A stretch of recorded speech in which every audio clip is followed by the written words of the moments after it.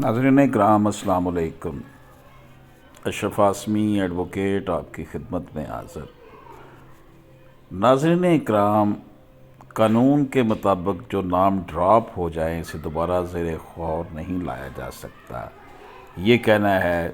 Supreme court of Pakistan کے senior ترین جج justice قاضی فائز عیسیٰ کا، جو انہوں نے چیف جسٹس کے نام ایک خط لکھا ہے اس میں اٹھایا ہے۔ لاہور ہائی کورٹ کے جسٹس شاہد وحید، سندھ ہائی کورٹ کے جسٹس سید حسن اظہر رضوی اور جسٹس شفیق صدیقی کے نام پر اعتراض اٹھایا۔ ناظرین اکرام، سپریم کورٹ کے سینئر ترین جج اور جوڈیشل کمیشن کے ممبر جسٹس قاضی فائز عیسیٰ نے عدالت عظمیٰ میں تعیناتی کے لیے ڈراپ کیے گئے نام دوبارہ نامزد کرنے پر اعتراض اٹھا دیا ہے، جس میں جسٹس شاہد وحید، جسٹس حسن اظہر رضوی اور جسٹس شفیق صدیقی کے نام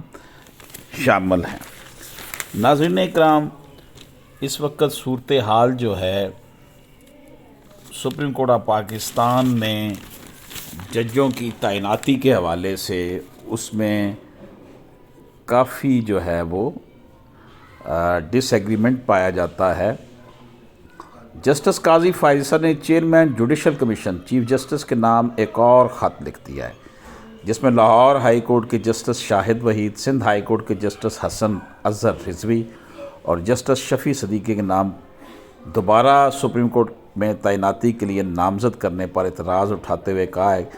کہ مذکورہ تینوں جج صاحبان کے نام پہلے بھی جوڈیشل کمیشن میں زیر غور آئے تھے،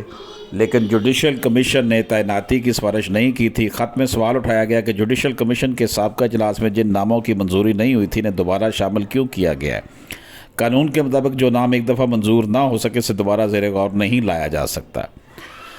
ناظرین کرام، واضح ہے کہ چیف جسٹس اور جوڈیشل کمیشن کے چیئرمین جسٹس عمر عطا بندیال نے سپریم کورٹ کی 4 خالی نشستوں پر تقرری کے لیے اسلام آباد ہائی کورٹ کے جسٹس اطہر من اللہ، لاہور ہائی کورٹ کے جسٹس شاہد وحید، سندھ ہائی کورٹ کے جسٹس حسن اظہر رضوی اور جسٹس شفیع صدیقی کے نام تجویز کیے تھے۔